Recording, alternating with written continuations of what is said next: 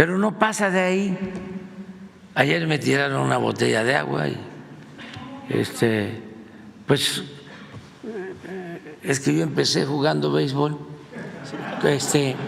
era fielder, imagínense, si no sé, si hasta la pude haber agarrado, pero no pasó a mayores.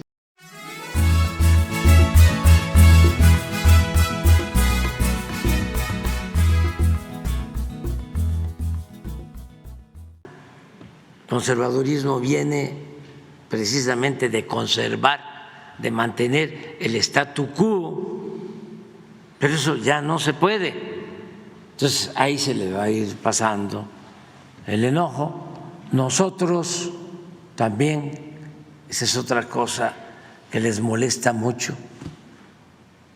porque quisieran los que se equivocaron y no quieren aceptar su error, aunque es de sabios cambiar de opinión, no quieren rectificar, se quedan en autocomplacencia.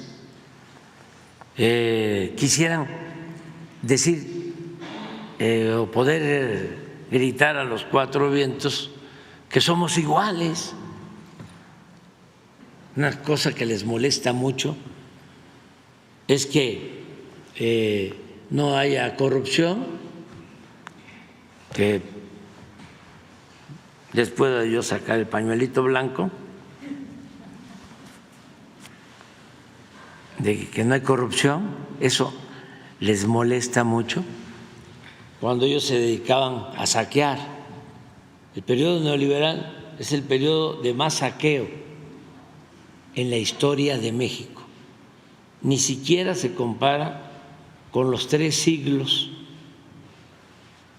de saqueo colonial, con todo el oro y la plata que se llevaron a Europa. No se compara lo que significó el saqueo de México en los 34 años del periodo neoliberal, de 1983 al 2018. Y pueden hacer el análisis cuánto oro se llevaron en 3 siglos y cuánto oro se extrajo del subsuelo de México en los 34 años del periodo neoliberal. Y no hay comparación, fue muchísimo mayor, pero considerablemente mayor el saqueo en oro, en plata y en todo, porque transfirieron los bienes de la nación a particulares. Es lo que se conoce como la privatización, que de acuerdo al diccionario de la lengua es convertir lo público en privado. Y eso fue lo que se aplicó como política. Entonces, les molesta mucho el que no haya corrupción. Y otra cosa que les molesta mucho es que no haya represión. Por ejemplo, al que tiró la botella ayer, puede estar tranquilo, no pasa nada. No, es que no pasa a mayores, y yo también pido que actuemos con mucho respeto, que los que están participando en la transformación del país, que somos millones, pues que actuemos con respeto, con tolerancia. Es que imagínense la felicidad que causa el que estamos terminando, se redujo la pobreza, se redujo la desigualdad y se pudo probar lo que decía el presidente Juárez, y se va a seguir dejando de manifiesto que el triunfo, decía Juárez, de la reacción es moralmente imposible. Presidente, también. Entonces, por eso hay que actuar con mucha prudencia, no caer en ninguna provocación. Ahí andan en estos días más provocando tanto los extremos del conservadurismo y la supuesta izquierda radical, pero no, tenemos que terminar sin masacres, sin desaparición de nadie, sin tortura, sin perseguir a ningún periodista, sin censura. Se puede, y lo hemos logrado entre todos, y aquí incluyo a los conservadores, entre todos, y es en beneficio de todos, porque este es otro México. Baste nada más dar a conocer lo que informó la OCDE, de que los niños de México son los más felices de todos los países miembros de esta organización económica. A ver si está por ahí eso. Los que están enojados, la verdad, no son muchos. Miren esto.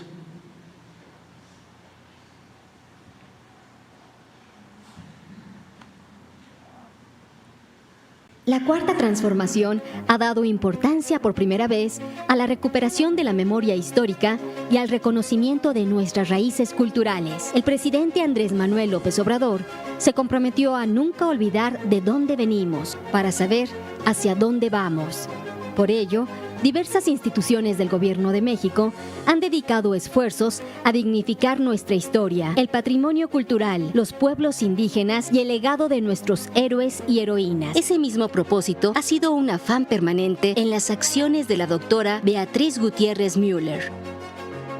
Se ha logrado establecer un puente entre el pasado y el presente, reconociendo y celebrando eventos y personajes clave en la formación de la nación. La Comisión Presidencial para la Conmemoración de Hechos, Procesos y Personajes Históricos dio por primera vez relevancia a eventos que marcaron las transformaciones del país, entre ellos los 200 años de la promulgación del Plan de Iguala, el día de la victoria de Chacamputún, el fin de la guerra de castas y la petición de perdón al pueblo maya, los 7 siglos de historia de México Tenochtitlán, la petición de perdón por los agravios a la comunidad china, los 500 años de resistencia indígena, los 200 años de la consumación de la independencia o la petición de perdón por los agravios a los pueblos yaqui. Asimismo, cada año fue dedicado a personajes que no habían sido reconocidos, como Emiliano Zapata, Leona Vicario, Ricardo Flores Magón, Francisco Villa y Felipe Carrillo Puerto. Se redignifica y difunde la memoria, vida y obra de Catarino Garza, periodista y líder revolucionario mexicano, cuyos restos fueron localizados en Boca del Toro, Panamá. Se trabaja en la ubicación y repatriación de los restos del general José María Melo, último oficial del ejército de Bolívar y primer presidente indígena en Colombia que se unió a la causa de Benito Juárez y fue fusilado en la Trinitaria, Chiapas. Asimismo, fueron repatriados los restos de Clara Kraus, esposa del general Felipe Ángeles.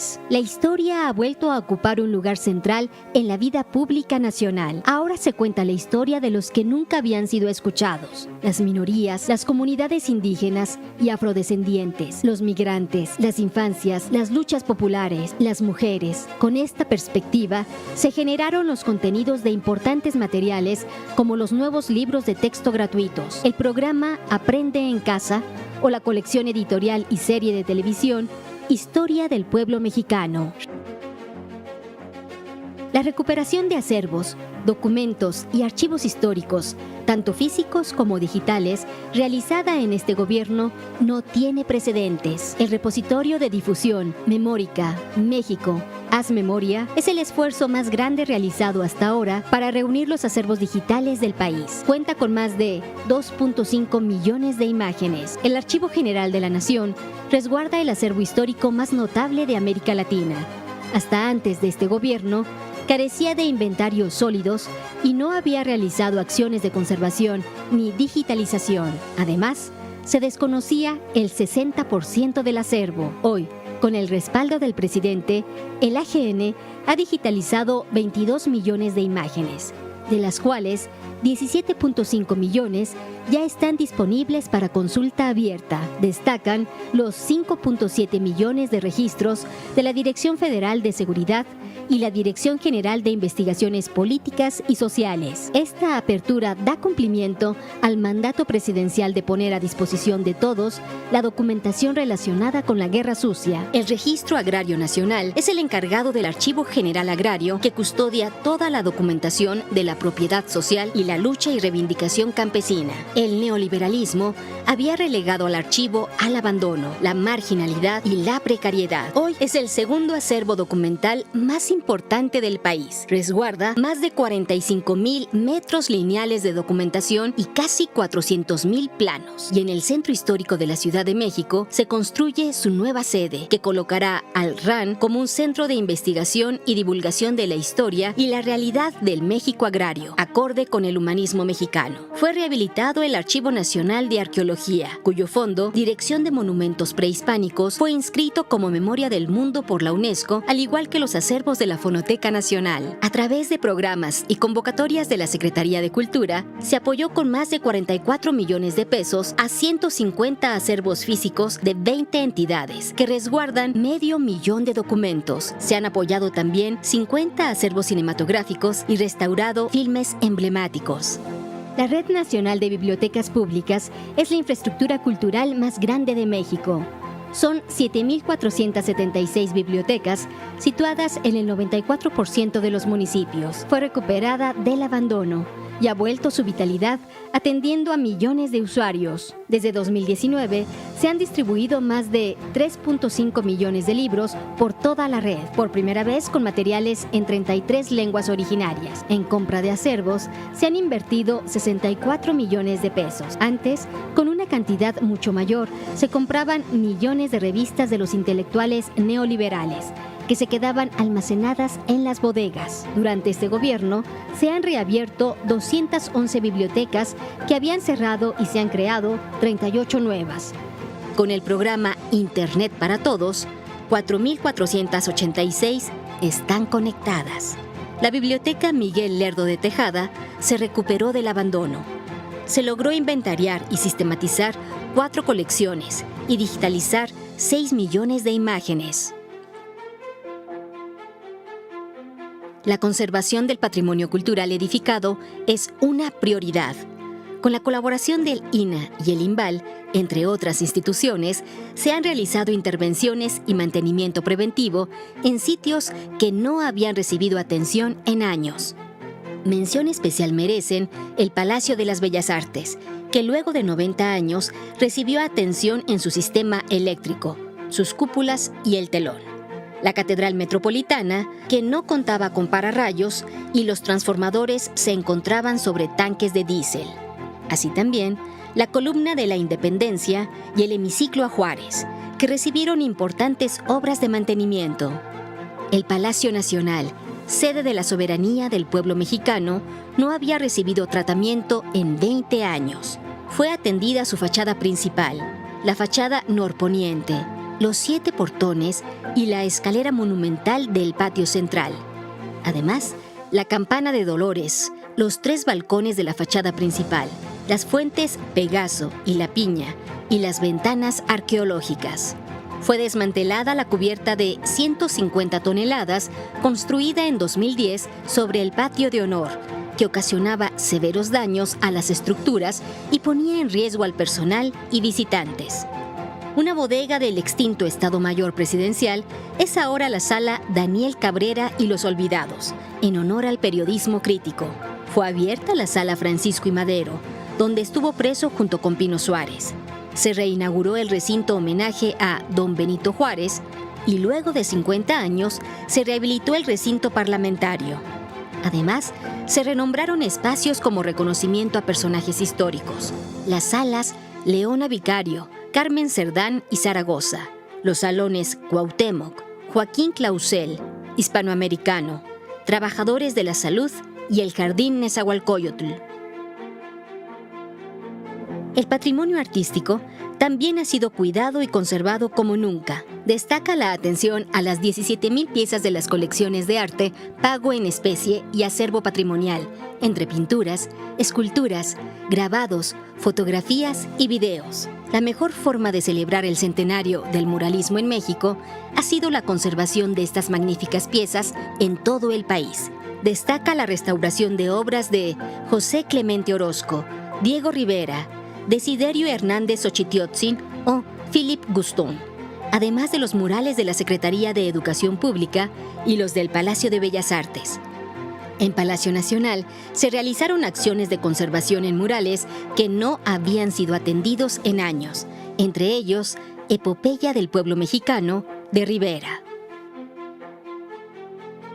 Hoy en México existe una confianza inédita por el cuidado del patrimonio. Esto ha despertado la generosidad de particulares que esperaron hasta que llegara un gobierno honesto y con interés real por la cultura para entregar piezas y obras. Gracias a Carlos Pellicer López se recibió el acervo de Carlos Pellicer Cámara, conformado por 2,075 obras de autores como Diego Rivera, el Dr. Atl, Joaquín Clausel, Orozco, Velasco, Nahui Olin, Montenegro, Covarrubias o Saturnino Herrán.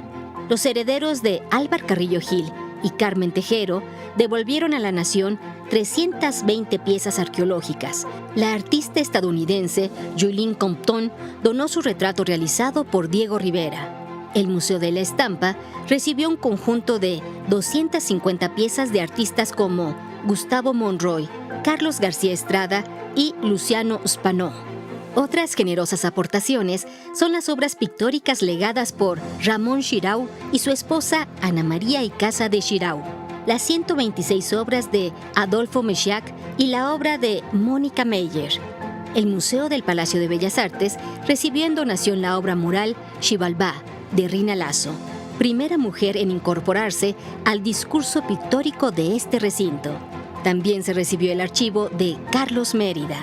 Se continúa con la delicada labor de digitalización y catalogación del acervo personal de Mary Jo y Octavio Paz, compuesto por 236,000 piezas, entre manuscritos, postales, obra artística, libros y fotografías.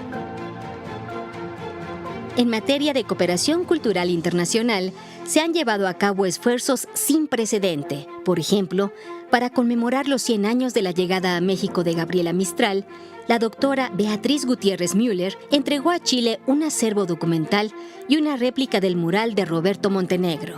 Otra réplica se entregó a Argentina, recordando la memoria del artista Berta Singerman. Con el fin de reconstruir nuestra memoria histórica compartida y preservarla, se realizaron acuerdos entre México y países hermanos como Belice, Jamaica, San Vicente y las Granadinas, República Dominicana y Panamá, además de compartir escáneres especializados, libros y mapas históricos. Se realizó el Foro de Restitución y Conservación del Patrimonio con la participación de varios países. Además, el presidente devolvió a Chile el original de la película El Chacal de Nahuel Toro, en el 50 aniversario del golpe de Estado contra Allende. La defensa del patrimonio también significa la recuperación de los bienes culturales que fueron saqueados durante siglos. Con la iniciativa del presidente y el impulso de la doctora Beatriz Gutiérrez Müller, el Gobierno de México realiza un esfuerzo extraordinario para recuperar las piezas históricas y arqueológicas que salieron del país de manera ilícita. La campaña Mi patrimonio no se vende ha despertado la conciencia de gobiernos, coleccionistas, museos y ciudadanos en diferentes ciudades del mundo. Se ha logrado cancelar ventas y el retiro de lotes en galerías y subastadoras internacionales, además de generar numerosas devoluciones voluntarias. Hasta el momento, se ha conseguido recuperar 14.048 piezas y el AGN ha asegurado 75 lotes de documentos históricos sustraídos y se repatriaron 19 documentos. México colocó el tema del tráfico ilícito en la escena mundial, al ser uno de los puntos de la declaratoria final de Mondiacult 2022, reunión histórica en la que participaron 193 países del mundo. Otro frente de defensa del patrimonio está en las comunidades indígenas y afrodescendientes. Durante décadas, las creaciones artesanales han sufrido plagios por parte de empresas de moda. De la mano de la comunidad artesanal, México alzó la voz para proteger su trabajo. Así surgió Original, el movimiento en defensa de la comunidad artesanal más importante del mundo y que ofrece herramientas para su protección, promoción y desarrollo económico. Original ha reunido a más de 3.000 artesanos de los 32 estados en su encuentro anual en Los Pinos, la residencia oficial del pueblo de México. México es una potencia cultural reconocida en el mundo. Durante este gobierno se lograron las inscripciones de la Talavera y el Bolero como Patrimonio de la Humanidad, 3 registros de mejores prácticas en patrimonio subacuático, así como la del conjunto conventual franciscano de Nuestra Señora de la Asunción en Tlaxcala.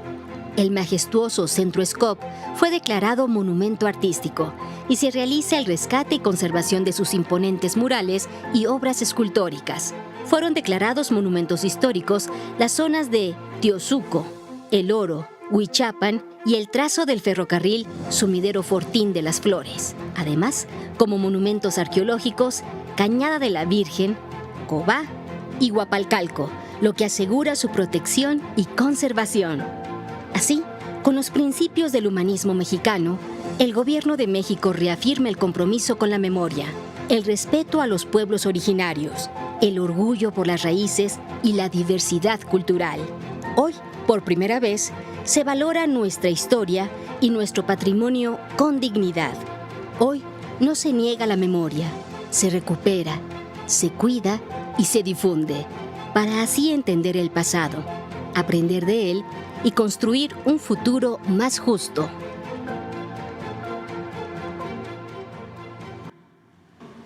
La revolución tampoco pudo acabar con el conservadurismo, se reinstaló, se restableció y en el periodo neoliberal o neoporfirista, pues desde luego que se volvió a implantar con mucha fuerza. Entonces nos ha tocado a millones de mexicanos hartos de la humillación y del saqueo de los bienes nacionales. Nos ha tocado llevar a cabo esta transformación y por eso pues hay una reacción conservadora. Y los conservadores, puede parecer simplista, pero para entenderlo mejor y no andarse por las ramas, tienen cuando menos 3 características. La primera es que son muy hipócritas. Recordando a Carlos Monsiváis, que decía, me comentó en una ocasión, la derecha solo tiene como doctrina la hipocresía, o la verdadera doctrina de la derecha es la hipocresía. Esa es una característica. La segunda característica del conservadurismo es que les gusta mucho el dinero. como lo dijo el cura Hidalgo en su momento cuando lo estaban excomulgando. El único Dios de ustedes, los oligarcas, es el dinero. Son muy corruptos. Todo esto explica el porqué del enojo conservador. Y lo tercero es que son muy autoritarios los conservadores, fachos. Sin embargo, a los conservadores de México, porque así es el conservadurismo en todo el mundo, nosotros tenemos la ventaja que como se les ha enfrentado durante varios periodos de nuestra historia, pues tenemos un pueblo muy progresista, porque tenemos una historia fecunda en cuanto a la defensa de la libertad, de la justicia, de la igualdad, de la independencia, de la soberanía. Una de las cosas que debemos seguir impulsando, difundiendo, es todo lo relacionado con la grandeza cultural de México. Lo que yo llamo humanismo mexicano tiene dos pies. Es la herencia cultural que heredamos del México prehispánico, de las grandes civilizaciones que florecieron en nuestro territorio y que fueron civilizaciones negadas hasta la fecha. Ahora que me voy al retiro, que me voy a jubilar, voy a trabajar sobre eso. Tengo la hipótesis de que lo mejor del mexicano de hoy lo heredamos del México prehispánico. No quiere decir que no llegó cultura y civilización, si se quiere usar el concepto, de Europa, pero la influencia mayor la obtuvimos del México prehispánico. Lo más bueno, los elementos más buenos, los principios más buenos, la vocación de trabajo viene de ahí, del México prehispánico, contrario a lo que plantearon siempre los invasores y lo que quisieron hacernos creer, humillarnos, sobajarnos, ningunearnos, hasta llegar a negarnos a nosotros mismos.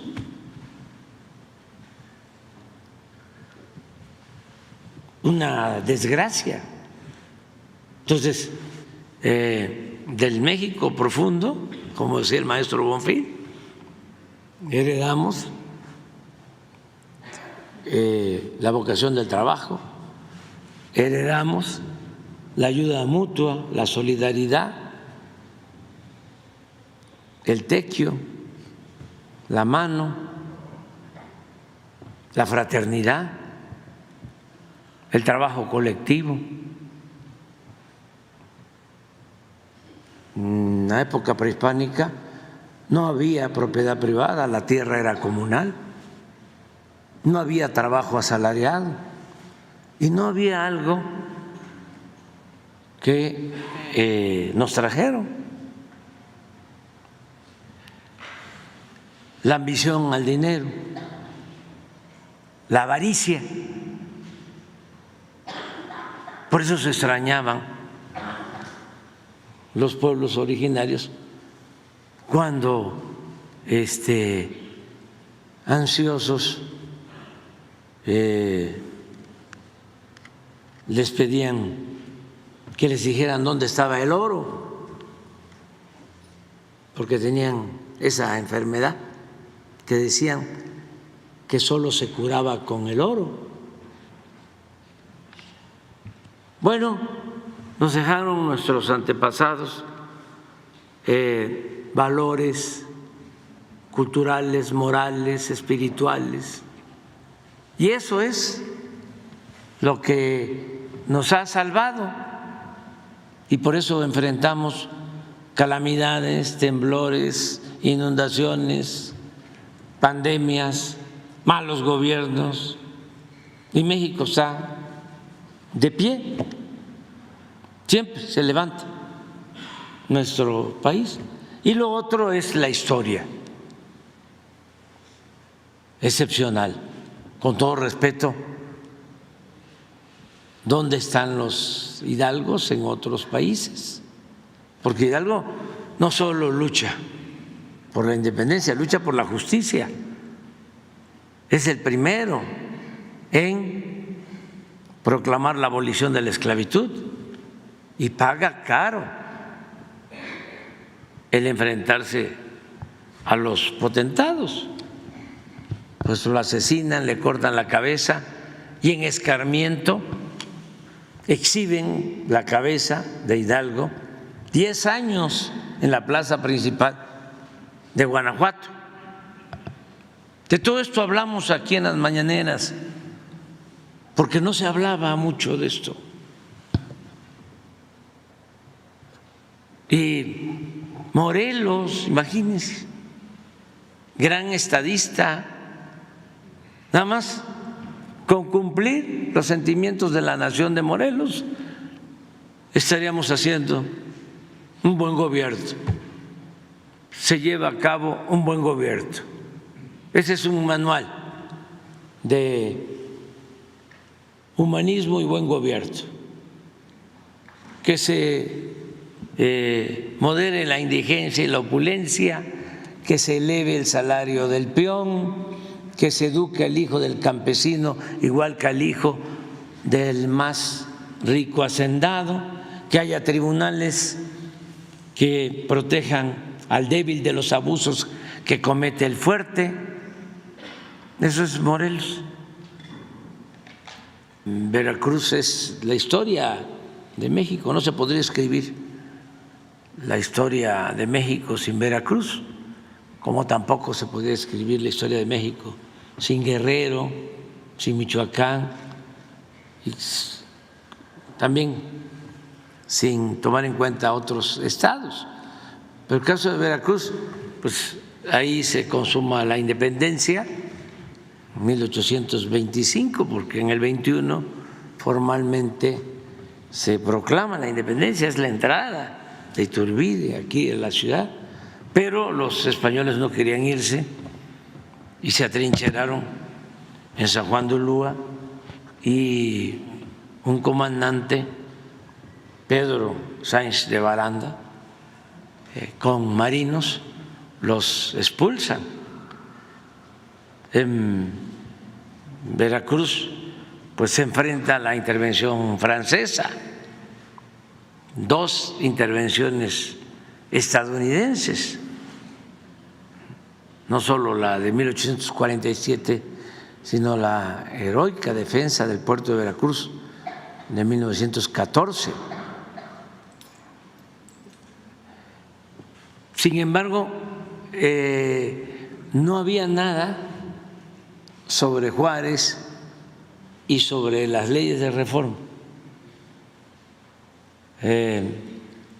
Y ahí se proclamaron las leyes de reforma, todo un acontecimiento histórico, porque ahí se establece el Estado laico Eso no se advierte, no sucede en otros países del mundo. Y también es importante aclarar que el laicismo significa, y eso fue lo que también habían resuelto los legisladores, los constituyentes de 1857, la polémica era una religión única, porque se decía, el pueblo tiene una sola religión, ¿para qué se afecta la unidad del pueblo? Y el planteamiento de los liberales es, no puede haber una religión única, que cada ciudadano sea libre de tener la religión que más se ajuste a su manera de ser y de pensar. Y eso es el laicismo, la libertad de creencia, la libertad de tener cualquier religión y también de no tener ninguna, de ser creyente o no creyente.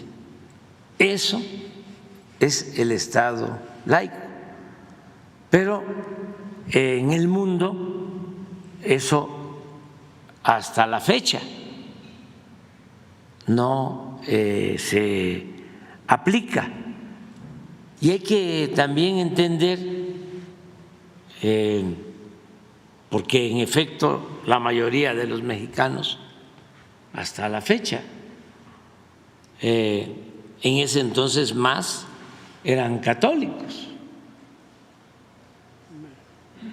Y Juárez y los liberales emprenden el movimiento de reforma contra el clero, no contra la religión. Juárez era anticlerical, no antirreligioso. Ignacio Ramírez, que era un liberal radical,